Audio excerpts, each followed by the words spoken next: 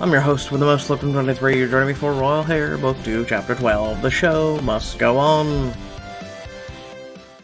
Morning after your arrival in Los Angeles. Bertrand takes you, Liam, and your friends to an exclusive boutique in Hollywood. You cradle Amanda in your arms as you scan the racks. It's a big day, huh, Amanda? Between filming and meeting the Rivala's queen. Hopefully she can give us the leverage we need to take down Bradshaw and Isabella. Have hope. She wouldn't have contacted us if she didn't have something to offer. Yeah, we'll get back to Cordonia and kick the Avernese to the curb. I've never met a former queen before. I wonder what she's like and why she wanted to meet here. Yeah, do you really think we can trust her, Venti? This queen is the best shot at sending Isabella and Bradshaw packing. She seems a little paranoid, but that only shows that she knows exactly how dangerous those two really are. If anything, I take it as a sign that she has something on them, something real. She'd better, after bringing us halfway around the world. Well, Riley, we're following your lead. And there's no point in worrying about it now. The meeting isn't until tonight, anyway. Luckily, we got a pretty great distraction in the meantime. So, Maxwell, on a scale from 1 to 10, how excited are you for filming today? 11 billion! I still can't believe I'm going to spend my day watching the Cassandra Lay acting as me. It's surreal, isn't it? I'm used to publicity, but this is a whole new level of it, even for me. Since you aren't meeting the Queen until after your set visit, perhaps we can focus on the task at hand. Yeah, our visit to the set today is going to make a big waves. The director announced it last night. Yeah, our visit to the set today is going to make big waves. Which means looking great for the press. I know the drill. Precisely. The key to making a good impression in Hollywood is looking stylish, but in a way that appears effortless. Oh, Riley, you look amazing in that dress. Oh my gosh, and there's a matching one for Amanda. It's imperative that you look your best, Riley. You never know who you're going to impress. Wear this outfit will unlock a special scene later on in the chapter. After you get dressed, you'll have the chance to purchase a special matching dress for Amanda. Dress looks alright, even though it seems kind of like see-through, but I digress. Hollywood star. This dress would make anyone on the red carpet jealous. I mean, it's black, so if I look half as good as I feel, I'll knock the press and the director off their feet. You'll be turning even more heads today than usual. Yes, you look quite suitable. Be careful, Bertrand. All that praise is going to go to my head. Now for Amanda. How adorable would she look in the black and gold number? She'd look like a little Hollywood star. The two of you dressed to match would send the press into a frenzy. What about, Liam? Like, she looks adorable. Twinkle, twinkle, your princess's star will shine bright in this glistening ensemble.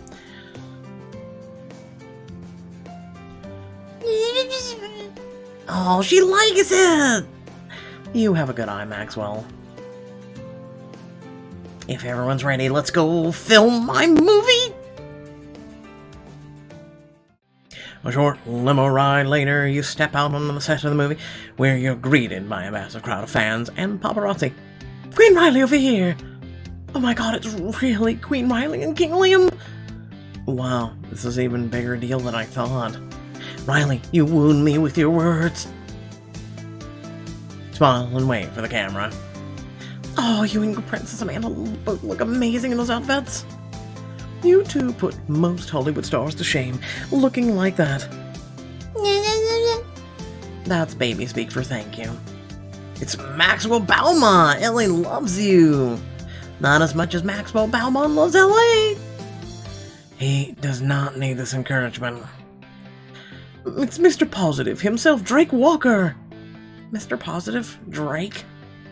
How about a quote from the Eternal Optimist? Tell us, are things still great? They're... Drake looks to you, eyes wide. Drake, you should tell them things are even greater. Focus their attention on Amanda. Stop and give them 10. Tell them things are even greater. Right, things are greater than ever. Perfect, even. The photographer snaps a quick photo as Drake gives her 2 thumbs up. You heard it here, folks. People are never gonna believe that I heard Drake Walker coin. Things are perfect. Give the adoring crowd another wave as you're approached by a man in a loud Hawaiian shirt. He smiles and shoots double finger guns at you. Queen Riley and entourage, I've been expecting you. Tommy Phelps! Uncle! When I heard you were directing my movie, I almost couldn't believe it, but here you are. No big deal, the biggest blockbuster movie director of the decade. You did Skydivers! This explains so much. Well, it's a pleasure to meet you. Thanks for letting us go behind the scenes. Let's meet your friends inside and get started. We're shooting some very exciting scenes today. Boom boom! You shoot a questioning glance at Liam as you follow Tommy into the studio lot. What friend? A short walk later, you step into a perfect replica of Cordonian Palace, main ballroom. As you take in the view, a familiar voice greets you. King Liam, Queen Riley, my sons, Father, what are you doing here? I know I arrived a bit early, but the crew was very accommodating of Maxwell Belmont's father. I think he means, what are you doing in L.A.? I wanted to show my support to my sons to see the set of Maxwell's movie firsthand, and offer my assistance to Bertrand once again, whether that be House Ramsford duties or lending a hand with Barty. I still regret that you had so much to shoulder in my absence. This is a chance to make amends. I assure you I have everything under well control. Are you certain? I said I don't need your help. Very well. Offer stands if you change your mind. Dan and tense silence for a moment as Bartholomew retreats to the far side of the set and finds a seat. Bertrand, are you okay? As I just told my father, I'm fine. Okay, but you seem pretty not fine. Pardon me if I'm offended by my father following me to the far side of the earth to tell me I can't handle my affairs. Bertrand, I don't think that's... Maxwell and I got along perfectly fine without him all this time. Actually, I'm actually glad he made it. Not because what he said to you, but because he's here for me too. Maybe taking a breather while we watch the film will help everyone relax. I think that's an excellent idea. Bertrand stumbles off towards Tommy Phelps. You and Maxwell share a concerned look before following the rest of your group. As you and your friends gather behind the cameras, Tommy claps his hand, calling the actors to attention. We start with Riley's arrival at the court. Get in your places and put on your acting faces. It's go time. I've been looking forward to this scene. You lean over to whisper to Maxwell's ears, Miley, Ryan, Cassandra, and the others find their marks on set. I can't believe this is really happening. I know, right? Like, did I die and go to heaven and no one told me? Before we started, Riley, tell me how you were feeling in the moment before you first stepped into this glamorous world. I was excited but also super nervous, ready to kick ass and swords. Pretty sure I was gonna throw. Excited but also super nervous. Like most waitresses, I've never been to a ball at a royal palace. It was amazing, but I was also so afraid I'd screw it all up. Miley, take note. That's exactly how I was going to play it. It's like you're a dove, and then I am the same dove, and we're flying together. I guess. Let's put on a good show for our guests, eh? Rolling and action! 2 men dressed as servants swing the ballroom doors open, and the various actors lining the room gasp as Miley sweeps in, announcing Queen, or Lady Riley Venti of New York / House Belmont. She's so gorgeous, I'll never win over the prince now. Guess she really does belong among the rich and famous. Maxwell, everyone's staring at me. It's weird to see myself up here as an actor. They're not so used to such beautiful surprises. This is the most amazing opportunity I've ever had, and I'm so lucky. What if I'm a total failure? Take it from me, it's better to have lived and failed than never to have lived at all. Maybe you're right, I'm here, so I might as well enjoy it while it lasts. That's the spirit, and anyway, I know you're going to be amazing. I gotta go find Bertrand. Knock him dead, Heartbreaker. As Ryan walks away, the ballroom doors swing open once again, revealing Han at the threshold. He takes in the room, his eyes going wide when they fall on Miley. Riley, I thought the moment we shared New York would be our last. Might I have the honor of this dance? Truly, I'd love to. Watches, he escorts her out to the dance floor. The camera's following their every movement. Liam leans close to whisper in your ear. You look so beautiful tonight. Even a professionally styled actress can't compare. It's so strange to see it this way, from the outside looking in. Even stranger to know all the places we'll go after the moment. The places from our past and their future. If your lines in the movie are anything like real life, you'll have all the girls swooning. Come on! The dance ends and Miley's hand lingers for a moment, and then the hands as they part, sharing a secret smile, until we meet again. Cut! Fantastic work, everyone! That's it. How'd I in this scene? Well, you weren't really actually there when Riley was introduced at court. No, that can't be true. I wouldn't have missed such an occasion. Maxwell's right. You had some house Belmont issue to deal with that night. Oh, I remember now.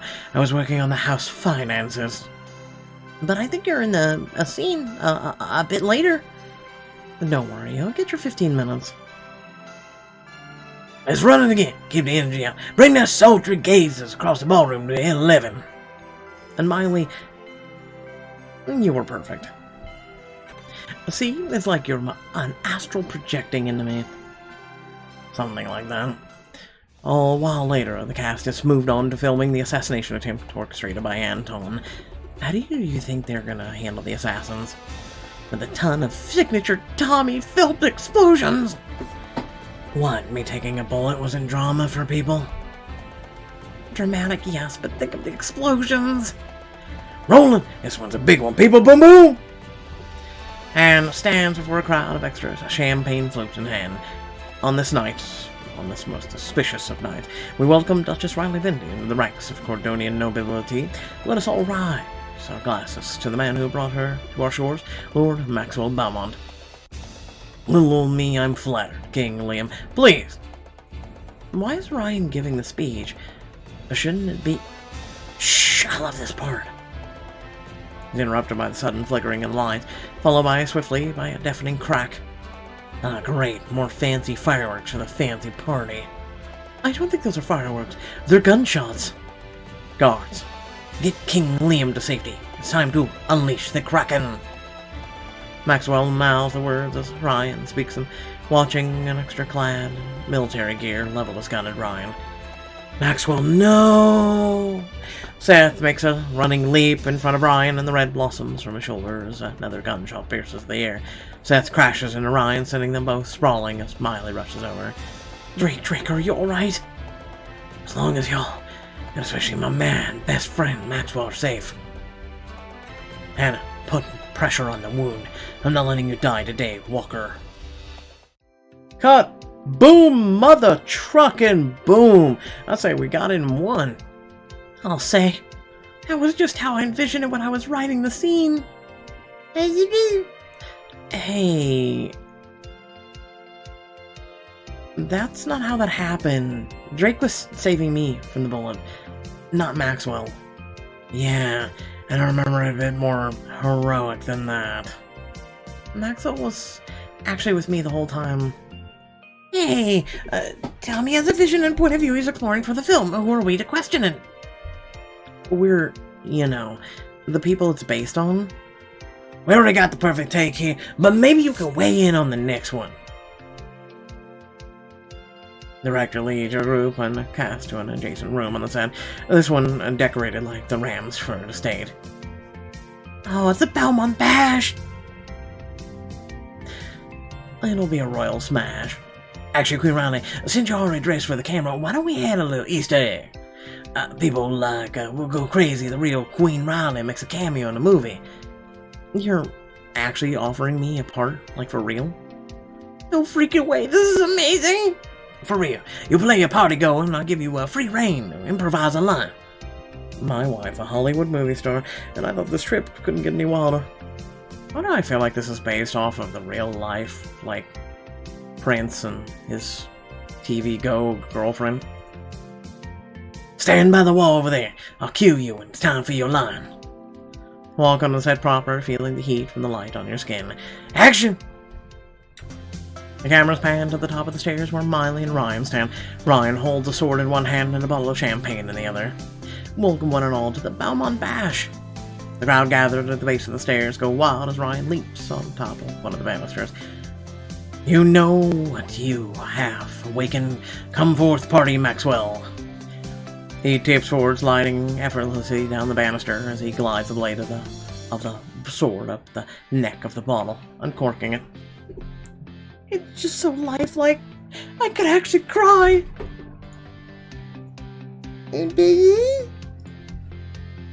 Shh, sweetie. It's okay. Maxwell means he could cry happy tears. Crew members dressed as servants lead horses into the frame, ridden by acrobats and contortionists. Seth rolls his eyes. Where can a man find a whiskey in a quiet corner to hear himself think? I think it's marvelous. I read a book about circus performers once, but I wasn't even certain they were real before now. It's true. No one throws a party quite like Maxwell Belmont. The cameras follow his gaze over to Ryan, who moonwalks on the back of one of the horses. The director gives you a nod, and the two of the camera operators swing their cameras towards you. It's my time for a close-up. You lean casually against a wall as an actor dressed as a waiter offers you a tray of drinks. Champagne, my lady?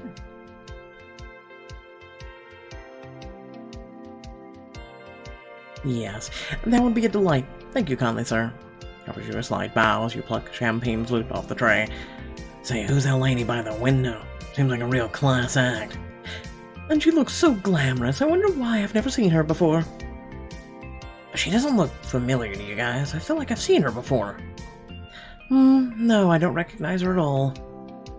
It wouldn't be a proper Belmont bash without a bit of drinking and drama.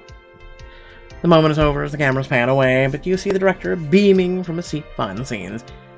Her presence on camera was explosive. Boom, boom! Yeah, okay. A door opens, and a scowling actor bustles in. His shoulders fall when his eyes find Ryan holding a half-empty bottle of champagne. Did I miss the savoring the champagne? Not for the third year in a row. If only my dukely duties didn't keep me so indisposed, I hardly have time for anyone or anything of late. That's understandable dilemma, Bertrand. You have so many responsibilities as head of the noble house. I wish I could be fun and carefree as my wonderful younger brother, Maxwell.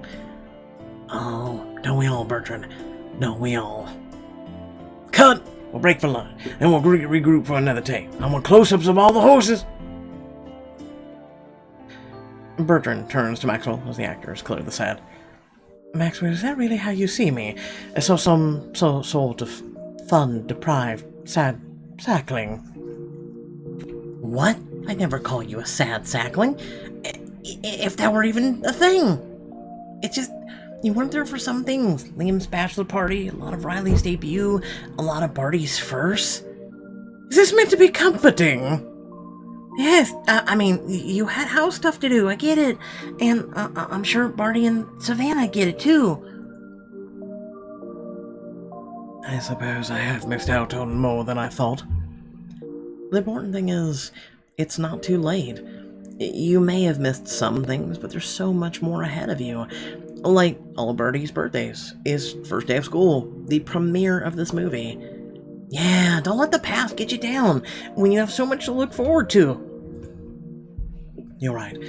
I bet if I want to be there for those moments, it may be time to admit that I've taken on too much between Duchess Ramsford and my family and my duties to the crown. You know, Dad has offered to help. I know he hasn't always been around, but he's here now. He flew all this way to be here for both of you. Bertrand draws in a long breath as he considers your words, and then arises and approaches Bartholomew's seat on the far side of the set. Father, I overreacted when you first arrived. Your offer earlier to assist with the estate. Does it still stand? Of course, son. All I ever wanted was to help. Nothing would make me happier, Bertrand, truly. Bertrand hesitates for a moment. He gives his father a hug. Maxwell rushes over to join him. Bring it in, Belmont! I think our work here is done.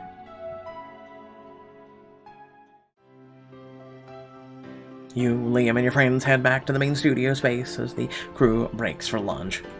So, Maxwell, is the whole Hollywood producer thing living up to your expectations? It's about infinite times as amazing as I could have expected. This might be the best day of my life! I can't wait to see this movie in its final form. We'll have to do a viewing at the Palace. Even though it's incredibly inaccurate. Hey, we have a duty to support Gordonian art, even when it takes liberties. It's always like I say, never let the truth get in the way of a good story. You turn to Liam as the cast, and your friends take advantage of the craft services table. As fun as filming is, I'm still a little antsy about our meeting tonight. Yeah, I'm itching to know what will come of it, too, especially without the actors as a distraction. Tommy walks by with a plate of food in his hand. I know our lunch services isn't very exciting by comparison. Sorry, couldn't help it over here. You'd be in for a real treat if the sci-fi show on our lot was filming right now. You could see the space simulator in action. Space simulator? Like some kind of no-gravity thing? Yeah, they make the actors float and all that. You could go take a look anyway. That's pretty stellar if you catch my drift. You like that idea, Amanda? What do you think about getting away for a bit? Just the three of us? Take us all to the sci-fi set. Let's go, let's go. Steal away to the sci-fi set with Liam. Hope you're all having a great day. I wouldn't pass up the chance to explore the final frontier with you and Amanda. Liam takes your hand and leads you to an adjoining soundstage. You enter and find yourselves walking through the halls of a futuristic spaceship. Somehow the starry void of space is visible beyond the windows. Wow, stepping through that door was like stepping forward through centuries. It is astonishingly lifelike, isn't it? I could forget that we're standing on Earth. Man reaches for the glass, and you take a few steps forward so she can press her tiny hands against it. Even the stars look completely alien. I don't see any of the ones you were pointing out to Amanda yesterday. It's been quite a star-studded couple of days, hasn't it? In more ways than one. What a thought, to see a set of stars entirely different from ours, to be so far away from home. It wouldn't be far away from home with you beside me and Amanda in my arms. Liam smiles down at you, then returns his gaze to the impossible stars beyond the window. What do you think when you look out at this alien expanse? It reminds me that the universe is so huge, it makes me feel tiny. There are millions, billions of galaxies we can't even see. It makes my problems seem small by comparison. Our worries aren't trivial, if anything. Looking at the stars should prove that. For some reason, we were created alongside supernovas and black holes. That means we matter. You're right. Small things have to matter, because Amanda matters more than anything. You share a private smile before Liam leads you further into the ship, one hand tucked inside his, while the other cradles Amanda. It would be neat to be part of a sci-fi show, don't you think? The action sequences, creative costumes, makeup. You've had your fair share of both in real life. The aliens. Fair point. You think aliens would be exciting too, Amanda? Well, if your mom were in a futuristic sci-fi show, what role would she play? I'd be the weirdly hot alien, super intelligent robot, badass bounty hunter. Ah, I see someone watch Mandalorian. Kicking butt and taking names. And wear a roguish leather outfit, and my weapon of choice would be a laser blaster named Lucille. I'm really starting to like this idea. But what role would I play in your celestial adventures? I could see you as a charming captain, King of the Galaxy, alien language expert, charming captain. You prefer diplomatic solutions, but you're always prepared for a real showdown. And of course, you're my roguishly handsome love interest. So what does that make our Amanda? She'd be the precious cargo I have to protect at all costs, and would turn out to be a bigger badass than me. Literally Baby Yoda. See, we've got a great analogy going on right now. And as she grew, I'd teach her to fly my ship, so one day she could be captain like me. I'd be happy to hear our family is intact. I was afraid that you'd cast Han as your space boyfriend. Why would I cast the knockoff version when I already have the real thing? If I'm going to be gallivanting through the stars, you'd better believe I'm bringing you and Amanda with me. You know, the three of us could do a little gallivanting right now. He gestures to a set of harnesses hanging on the wall nearby. What do you say, Amanda? That sounded pretty enthusiastic to me. You hold her close and step into a harness. Liam helps you secure it snugly around you and Amanda. How are these things supposed to work again? You bounce slightly, testing it, and when you push off the floor, you stay floating slightly in the air. Whoa, it really feels like we're weightless. You push off the walls, Liam slips into his own harness. Amanda giggles gleefully. What do you say, Amanda? Let's make Daddy try and catch us. We'll spin in the air together. Liam floats up to join you, and you take one of his hands, the other still holding Amanda close together. Here we are. Your hair swirls around you as you start spinning together. Amanda waves her hands in excitement. Ooh! You're still laughing, suspended in air, when you hear a voice call from down the hallway. Wow, this place is unbelievable. So you can resist the allure of anti-gravity device either, huh? Actually, I came to let you know that the lunch break's almost over, and they're about to film another scene. You and Liam carefully touch back down in front of Hannah, discarding your harness. You can come back and watch if you'd like, or I can take Amanda back if you want some space. Pardon the pun. Liam's lips quirk up in a mischievous smile as his eyes fall on the door across the hall, marked Captain's Quarters. There's still plenty of Final Frontier left to explore. Let's stay here for our own little spacewalk, as long as Hannah doesn't mind a little bit of babysitting. I was secretly hoping you'd give me some quality Amanda time. Come to Auntie Hannah. You kiss Amanda on the forehead before settling her in Hannah's arms. Liam waves goodbye as Hannah and Amanda disappear back down the hallway. After you. You follow Liam aside and the door spiral shut behind you. You marvel at the room, which is simultaneously familiar and otherworldly. Good to know they still have bedrooms in the future. Not just any bedrooms, it seems. He gestures to another set of harnesses hanging near the doorway. Anti-gravity bedrooms. How could you possibly sleep better floating in midair?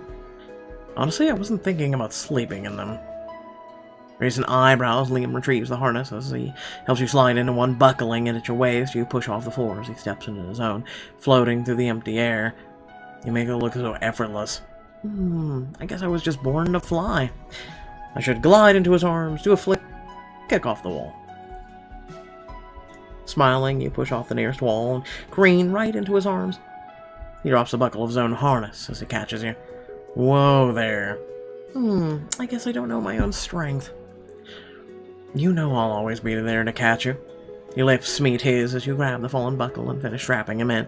His arms come up around you as he pushes off the ground and you float upward in his embrace. Your lips lock. You snake your arms around his waist, pulling him closer as your lips move slowly against his, savoring the weightless kiss. You know, I said this before, that you know how to sweep a girl off her feet, but this is a whole new level.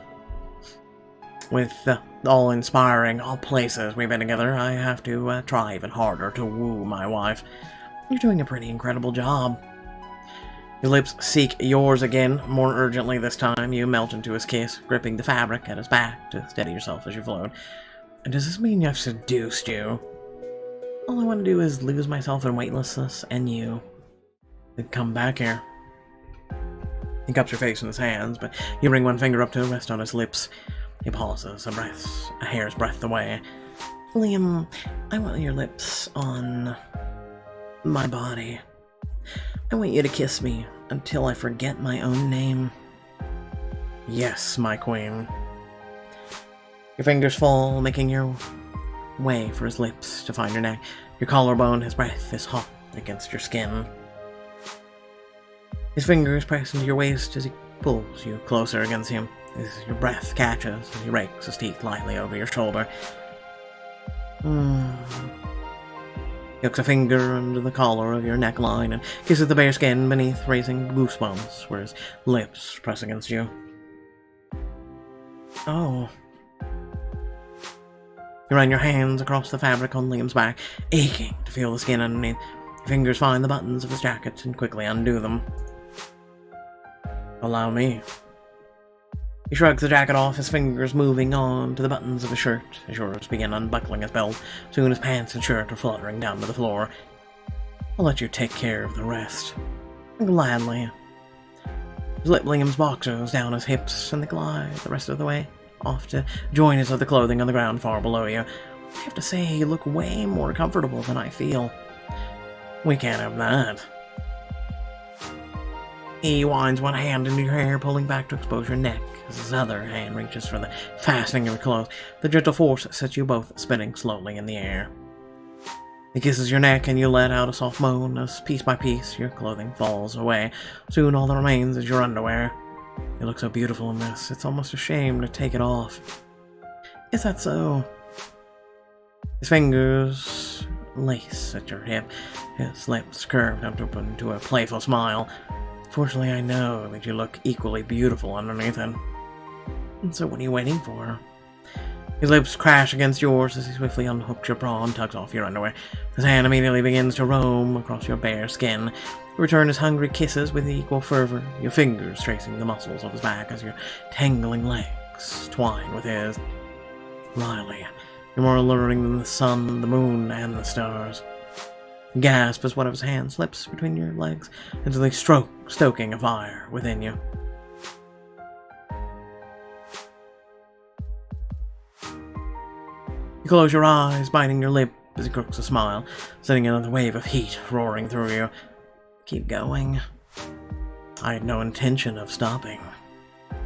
He kisses you again as you float freely in the air, your muscles flexing in response to his touch. You trail a hand down his chest, stomach until it finds its quarry, and you begin moving your hand in time with his. Finally, he can't wait anymore. He pulls your hand back, grips your hips, fitting your bodies perfectly with his. Another surge of heat flicks through you. Weightless, with no bedding to hold on to, all you can do is grip Liam. You wrap your legs around his waist, your fingernails pressing white crescendants into his shoulders as your heat spreads through you. Riley, don't stop. Your hips meet his again, your world is consumed by the ecstasy that floods through you. Your muscles tense and shudder, and all you can feel is heat and Liam's arms roll around you. Sometime later, you hang suspended in the air, Liam's arms wrap securely around you. You both gaze at the stars beyond the glass. It's so peaceful here like this. I can almost see myself living amongst the stars. The starfaring life is no different from anything I've experienced. It's hard to imagine. Picture it like this. You and me and Amanda in the neighboring room with a robot nanny. A little space princess. Our family setting out onto the unknown. Sure of only one thing. And what's that? That even in the vast emptiness of space, we always have each other. You can feel a smile on Liam's lips as he presses them against your neck, his arms wrapping tighter around you. When you put it that way, yeah, I can see it. The telltale's buzz of vibrating cell phone pulls you out of the tender moment. So much for peace. It's probably just Maxwell texting us, play-by-play of everything that's happened while we've been gone. We'd better get back before he calls to narrate it in real time. Besides, as much as I love the alone time with you, I miss our girl. Yep. You untangle yourself from Liam's arms and gather your discarded clothing, removing the harness and quickly dressing. Back to gravity and planet Earth. Several hours later, once the filming is wrapped up for the day, you and your friends make your way to Studio 12 to meet the former queen of Rivala. The set seems to be for a supernatural show, and it's eerie in its silent, deserted state. Is anyone else creeped out right now? Oh yeah, plenty of second thoughts. Even Amanda feels it. It's just the spookiness of the set, right? And probably the dire circumstances. Hey, we've made it this far. We can't let some stage dressing scare us off now. Wait in tense silence for a few more minutes before you finally hear footsteps approaching. A lone figure appears at the edge of the set. It's a severe-looking woman who speaks in a hushed, urgent tone. Have you come alone? Yes, just like you asked. Then let's waste no time. My name is Rena, and I was once the Queen of Rivala. Queen Rena, thank you for taking this risk to be here. We know how dangerous Bradshaw and Isabella can be. Yes, well, I have little left to lose thanks to them. And it's just Rena. I lost the right to call myself queen when I allowed those two vultures to steal my kingdom. Seems like an insult to vultures. I hate to ask you to relive painful memories, but we need to know what happened. 2 years ago, Bradshaw and Isabella paid my nation a diplomatic visit, as they called it. They proposed a betrothal between my daughter and their son in order to forge an alliance between our nations. That sounds familiar. Agreed, Amanda. I take it you said no? Actually, I said yes at first. As part of the proceedings, I had my doctor conduct a routine medical exam on the twins. Is one of them like a mutant or something? I don't know. I never saw the results. Bradshaw and Isabella seized them before I had a chance to look. I refused the alliance after their oddly defensive behavior, so they enacted what they called Operation Swan. They moved their troops to occupy Rivala. I had no choice but to accept the alliance to avoid war. So they rebranded your forced concession as a willing alliance and got away with it. I recall reading the news about Rivala's absorption in your avenue and wondering why you would ever agree. Now you have your answer. So you don't think it was a coincidence they moved on Rivala after your medical tests? I don't. I wish I'd been able to uncover the truth. Perhaps if you do, Cordonia will be spared the same fate as Rivala. Beyond that, all I have is a warning. For every inch you give Bradshaw and Isabella, they will take 10 miles. We have to get revenge on behalf of Rivala. Bradshaw and Isabella have come to pay for what they've done to Cordonia and our neighbors. That's right. We'll be stronger by standing together. I wish I could do more to help you for both our sakes. Rena, you can count on us to get to the bottom of this. I just want the world to know Rivala's story, to know who Isabella and Bradshaw really are. That's why I sought you out specifically. If anyone can do my story justice, it's master storyteller Max Belmont. Oh god. You want me to tell your story? Oh, it would be an honor. I adore your book. You had me on the edge of my seat, cover to cover. Who better bring another tale to courtly intrigue than the masses? You're right. We'll expose Isabella and Bradshaw right in the pages of my next best-selling memoir. Thank you. It would bring me a measure of peace after my mistakes. You have my word. We'll do everything in our power to get justice for your kingdom.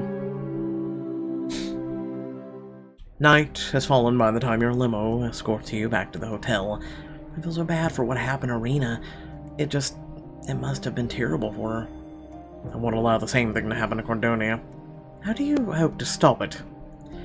It sure seemed like there was something big in the twins' medical test results. We'll get Olivia on it.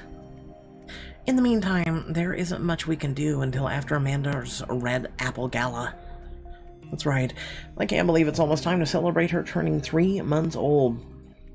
And she doesn't act like a 3-year-old or 3-month-old at all. I won't let Bradshaw and Isabella ruin our girl's special day. Your limo slows as you approach the hotel. You reach for the handle, but the door opens when you touch it, and you see Jan, the Avenese agent, waiting for you on the sidewalk. Ah, there you are. My king and queen have been concerned about you, so they sent me to escort you home. What? What do Bradshaw and Isabella have in store for you now? Find out in the next chapter. Hope you all did enjoy the video. Please remember to like, share, and subscribe. Head down in the description below, links to social media, Discord if you'd like to support me and my content. And go to the comment section. Let me know what you feel, how did I do, etc., etc. And also consider hitting that join button. It's a great way of becoming part of Locum's Locos, joining our community, and a great way of supporting it as well. Be greatly appreciated. Without further ado, thanks for tuning in, and I will catch you all in the next video. Have a good one, and stay well.